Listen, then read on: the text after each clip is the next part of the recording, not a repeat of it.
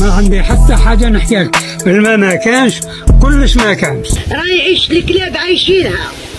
يحيى عمي تبون صاحب الجزائر الجديده عايشين احسن من سويسرا. اجي لو ما جمعت بلادنا قوه ضاربه والغاز والبترول والحكايه، اللهم لا شماته. ما نقولوش بلي حتى في المغرب كاين الفقر، ولكن الفقر ديال الجيران ليس له مثيل. يعجبوني غير فاش كانوا تيقولوا وجدوا الحطب والشمع. ويا سير على الله.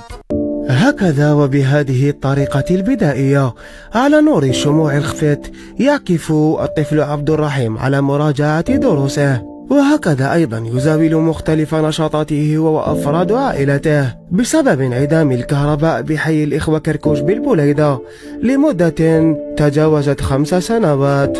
انا واقيلا تبون غير توقع الموضوع الجزائر، ونزيد نفكر فاش كانوا يقولوا وجدوا الحطب والشمع.